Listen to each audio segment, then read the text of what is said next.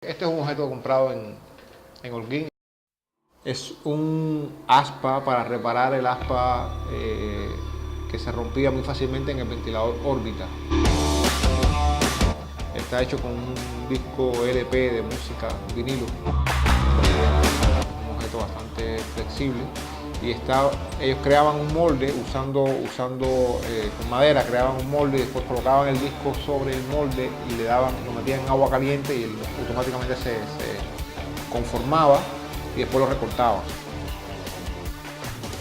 Objetos de necesidad es un concepto que aparece a finales del año 97, vienen en cadena casi todos, objetos de necesidad, arquitectura de necesidad, y están asociados a entender que la provisionalidad era algo que tenía una capacidad de expresar a nivel estético, tenía posibilidad de explicar este fenómeno a un nivel estético, pero que estaba dejando fuera muchísimas otras problemáticas que me parecían muy importantes, ¿no?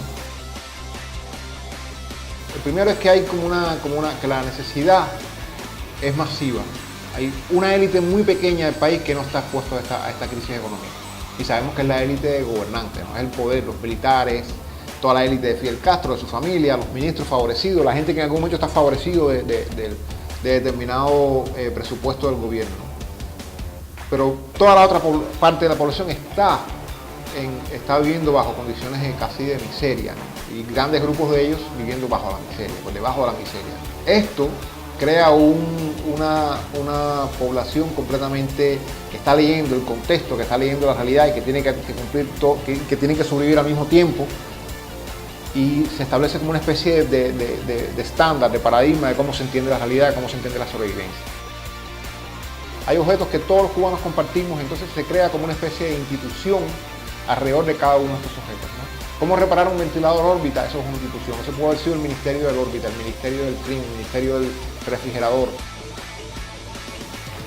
Tú solamente ves lo que tú necesitas, todo lo demás que se hace invisible. Hay como una especie de cosecha de lo necesario, ¿no? Hay una cosecha de lo que es útil en ese momento. Este individuo, cuando crea estos objetos, está pensando en las cualidades físicas del objeto, está priorizando las cualidades físicas del objeto por encima de las capacidades significativas de este objeto, ¿no? Le interesa más el peso del material, las capacidades físicas del material que lo que él significa.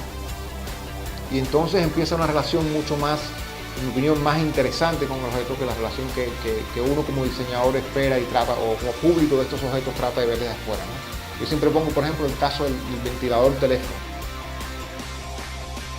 Este hombre cogió un teléfono alemán rojo que respondía formalmente